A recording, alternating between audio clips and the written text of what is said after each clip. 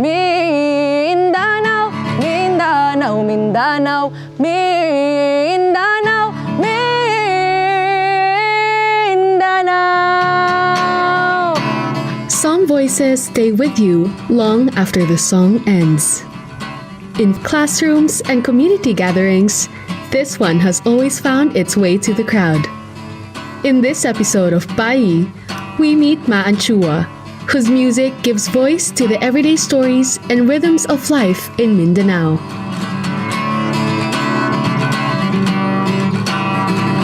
Mindanao, Mindanao, Mindanao, Mindanao, Mindanao, Mindanao.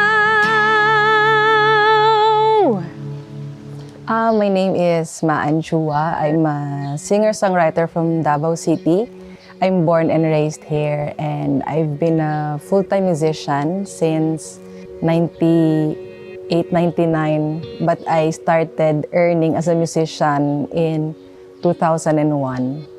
And then until present, I'm still a musician. Growing up Manggod before, my grandfather used to have a music room in his house. It's one of the biggest room in his house. So he used to play classics on Sundays, and he plays the piano. So I was surrounded by music from my grandfather before. And then I tried learning how to play the guitar, and then I got suddenly very interested in playing the guitar. I started performing in school usa, not until 2007 when I started writing my own songs, because I used to join songwriting competitions, gani. So I think that's the reason why my skills were being honed somehow, because there's some pressure from it. Although artists have challenges man good, I think we are the ones who have most challenges in terms of professions, because it's very hard to quantify art, diba?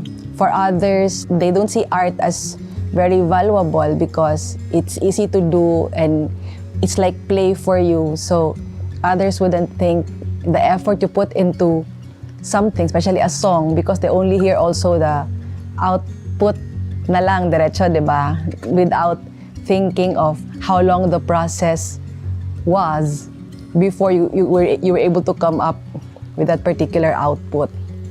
I was just so used to facing the challenges because there are not much people who does that kind of music that I do. That's why I also pursued writing songs about culture in Mindanao. I'm a Davaoeña artist, and I'm proud to be one. Siguro I was just very fortunate to be able to be born and raised here in Davao and Mindanao, because our culture is very rich with tribes and very rich with music and culture. And somehow it has become my inspiration in writing the songs that I write because of the roots that surround us. I think there's also weight, no, na I weight in being a woman, especially in the music industry, because there's not much doing what we do. I make it to the point that when I write songs that I write, I don't put any negative word, no negative word. As much as possible, it's in the local language. If not, Bisaya, Tagalog, or mix. Why Tagalog? Because mostly in Mindanao don't just speak Bisaya, diba? Because our Muslim brothers and sisters speak Tagalog most of the time, and it's the national language of the Philippines. So I think it would be better understood to write my songs in Tagalog mostly. Getting all those inspirations through the years, it would hone you to create something that's near to your heart and near to your environment. Being also a traveler, I love to travel a lot. That's why I am able to find so many inspirations even if I'm just at home doing nothing. Before we stayed here, we used to live in a very small room. Kanang murag single room lang siya. And we stayed there for 5 years even if I had 2 sons. And then that didn't stop me from writing in a very small space, because I trained myself to do it. And it also has a lot to do with professionalism, on how you get in touch with the people around you and have collaborations. So there's a whole lot of things that would greatly shape you as an artist, also to be able to do what you love and continue doing so, but you have like the fine line between the art and the commercial aspect of it to be able to push through and continue. Kasi that's the point why I write my songs, is to educate, to inspire, and for you to be able to pay it forward as well. With the things that's happening around the world and everywhere, we can also make a small difference in our own way by doing what we love and then doing something that's good, doing something that could educate and could teach others to be that light that would shine for others to see as well. From small stages to songwriting competitions, Maan's journey has always been about finding her own sound. Up next, we'll hear how her music endures and why listeners continue to hold on to her songs today. BAYI will be right back.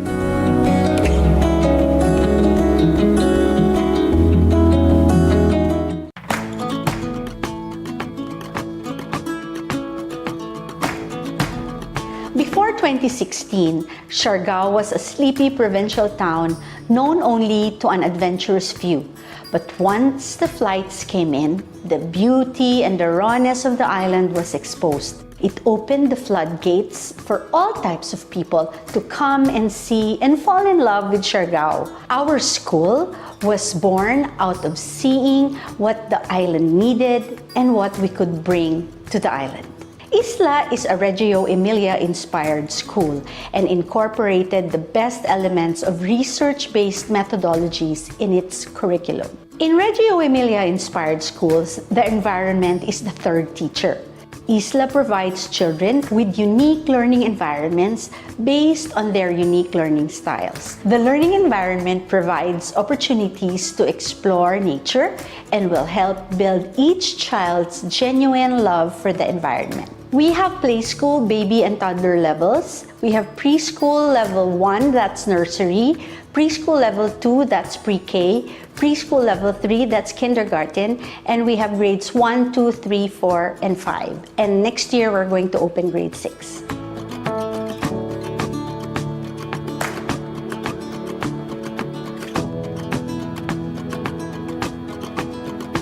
We utilize the environment by using natural materials like seashells, sand, stones, and leaves as open-ended resources for exploration, creativity, and learning. The beauty of Siargao offers a wealth of opportunities for child's learning and development. Providing rich sensory experiences, children learn through the sights, sounds, smells, and textures of the ocean and other natural elements. Therefore, our surroundings here serves as an extension of our classrooms. We read stories and explore concepts here. The natural environment also encourages physical activity and outdoor play, contributing to children's physical and mental well-being. At Isla, parents can expect a child learning-centered, inquiry-driven education where children's interests guide learning. Children develop a love of learning, critical thinking, and a strong sense of self within a supportive community, while also gaining a deep appreciation of Siargao's environment and culture.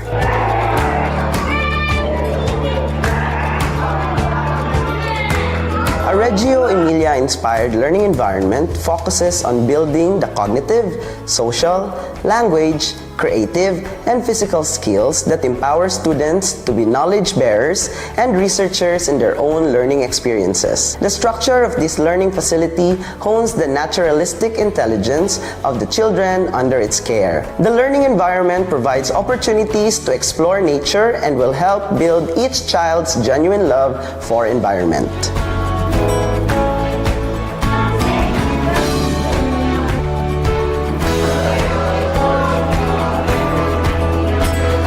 I'd recommend it 100%. Yes, I would highly recommend it. It's such a great environment, especially for younger kids. It's not also just their education and the location. I feel like it's also the community here that is so nurturing for our children that makes it so unique. Yeah, the great teachers, and it always makes you feel like you're part of a community, not just a school. You know, there's just one thing that we're really very excited about. We're going to move to our new home. Isla is going to build a new campus for the community of Siargao.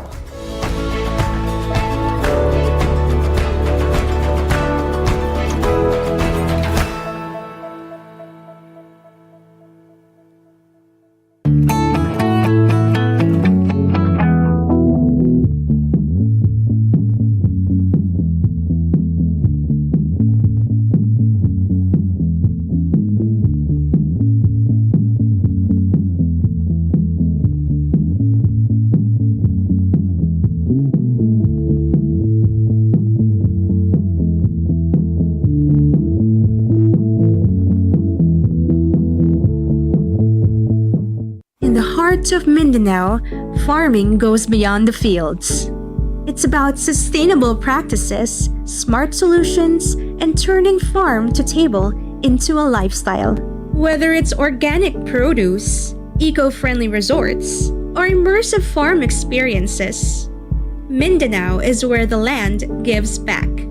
Join us on Agri-Cool Tours. Only on Net 25. Let's net together. Sunnet 25. Sunnet 25.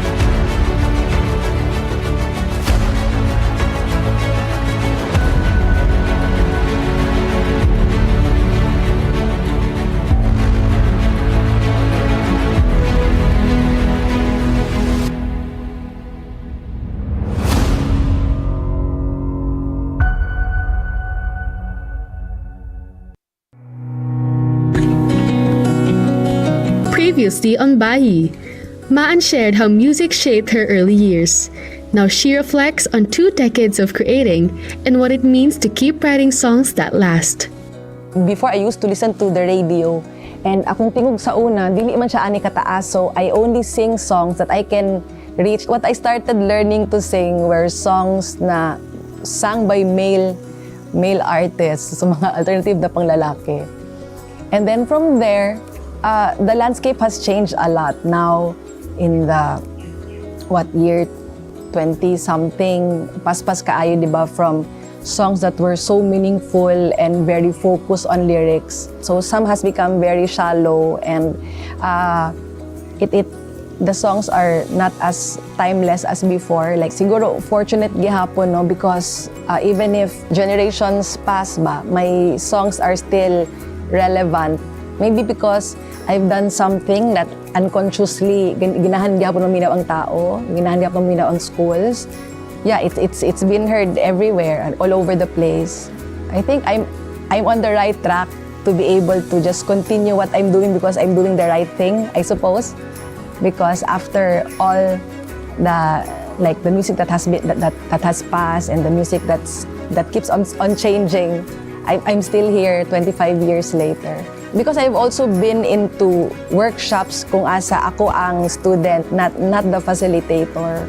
That really helped me a lot to be able to write songs that I write because I am not a learned musician. I'm not schooled ba, so I couldn't read and write notes. So I was able to develop my own technique on how to remember the melodies that I've done, the harmony and the tono, writing them in numbers. So when I was asked to do workshops in schools. At first, I was hesitant because I keep on telling them na, do you know that I don't have a degree? I might be questioned with my credibility on being a teacher. I've done CDO, I've done workshops in Ozamis, and many different schools. So until I finally got my degree in literature and performing arts, major in theater, just last 2017, just before the pandemic. So, I mean, more confident to pay it forward. You know what? We just don't know it, no? But there's so much very good musicians in Mindanao, in Davao especially. And kasi may mga clusters yan sila eh. For example, these ones, they write like indie style, may mga grudge style, may hip-hop. I know they're just out there.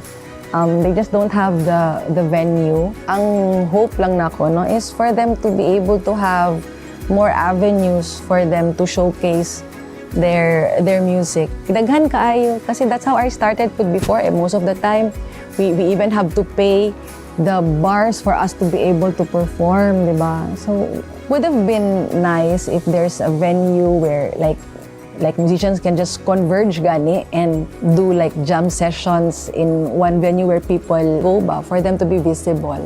Pero I'm sure hawad naman po ng mga batanon karon na magkuhan sa social media gani to post their songs sa mga platforms, and then without us knowing, dagan na daig yung mga kuyaw na ka-idea, wala lang ta kabalo kay dili lang ta in kaayo sa kuan sa ilahang mga following. So, yeah.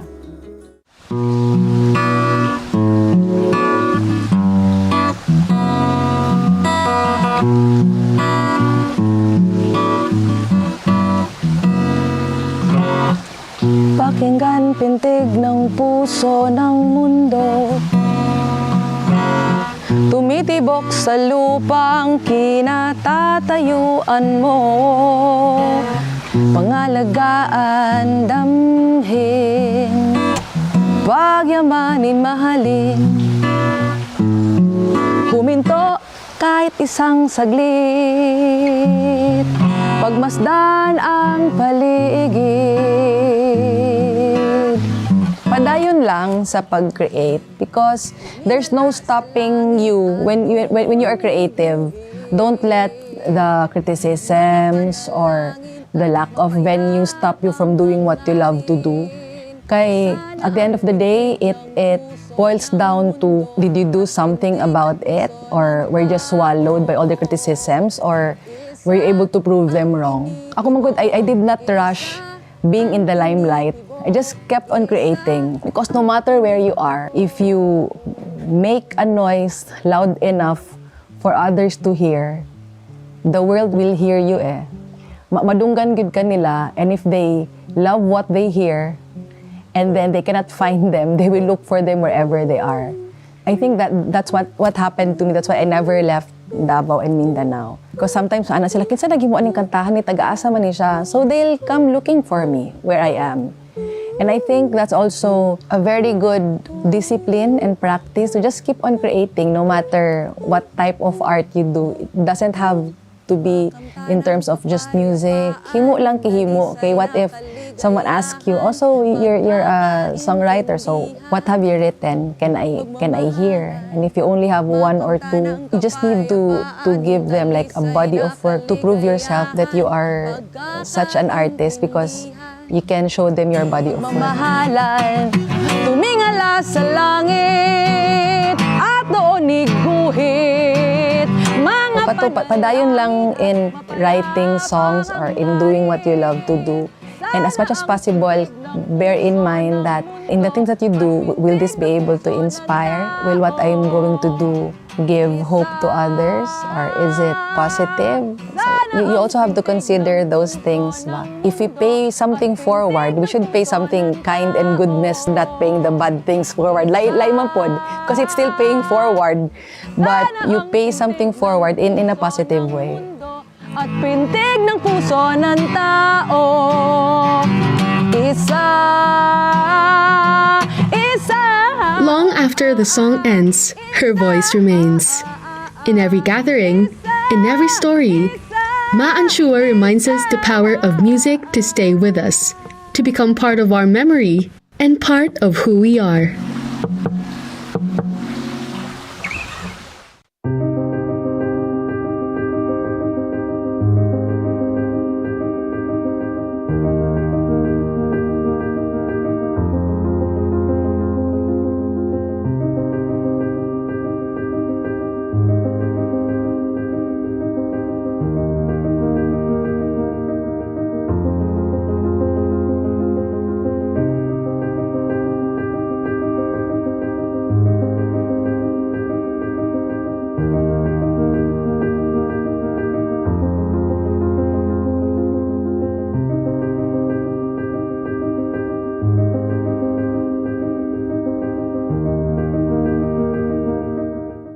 Thinking of visiting Dinagat Islands? There are several ways to reach this mystical island. By air, land, or sea. To start your journey, you need to get to Surigao City. If you're coming from Manila, you can take a direct flight. Alternatively, if you're traveling from Butuan, Davao, or anywhere else in Mindanao, you can opt for a land trip by taking a bus or van. If you're coming from Cebu, there's also the option of taking a ferry to Surigao City. Once you arrive in Surigao, getting to Dinagat is straightforward. Boats depart every hour to and from Dinagat. Upon reaching Surigao City, you can take a tricycle or multicab to Pantalan 2 Boulevard, where you can board a fast craft to 7 different municipalities in Dinagat. Enjoy your trip and make sure to explore the untouched natural wonders of Dinagat Islands. We are now open for business.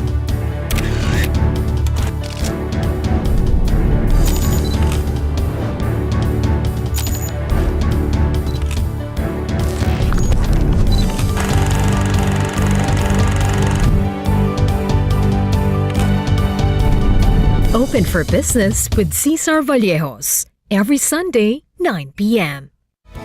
Sunday 25.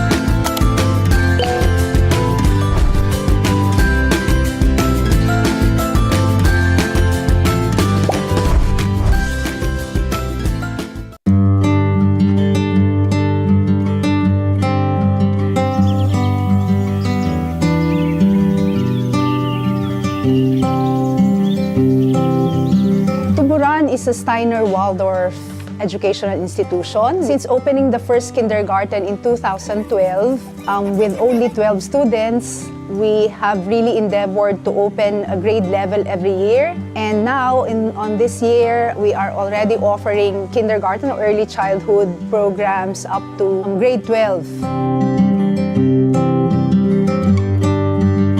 Tuburan, from the root word tubod, means wellspring. It is in this imagination that tuburan can grow or can be a wellspring of individuals who are free, who are creative, who are independent, and who are connected with nature, who are willing to take part in growing or developing, in evolving the society for the good of the children and the young people.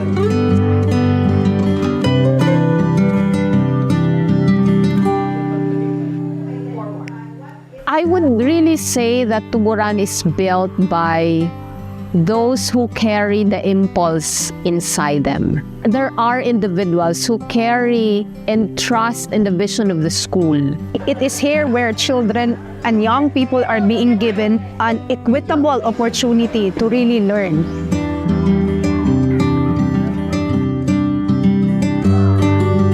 For me as parent, I was happy that I came here and we really experienced Steiner pedagogy.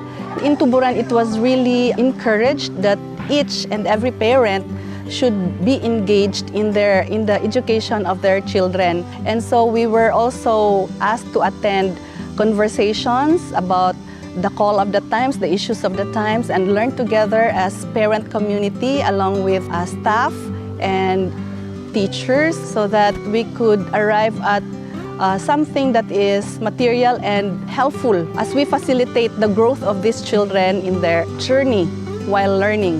Part of our rhythm every day is we really start with our breathing. So we don't recognize it, but the earth around us also breathes.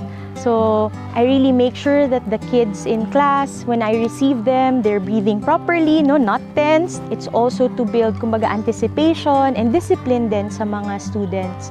So that's one, really connecting to yung human nature.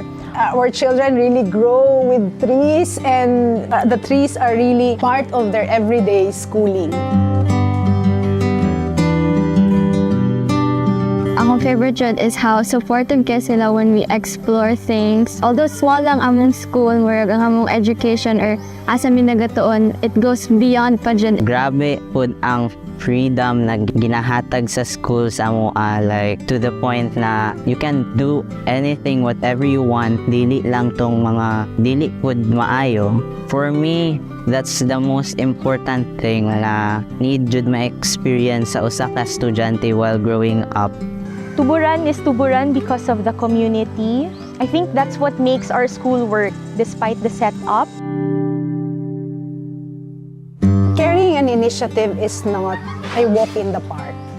And it is important that we always strive not to forget why we are doing what. We partner with organizations, we offer public events, we do open house. We would also really like to share, to offer this kind of pedagogy, this kind of perspective in looking at the children and the young people to the whole of Mindanao. In Tuburan, there's so many things that I'm excited about. Finally, we are going to complete the entire K-12 of Waldorf education. The end of the school year, we're going to have our first ever graduate of Tuburan.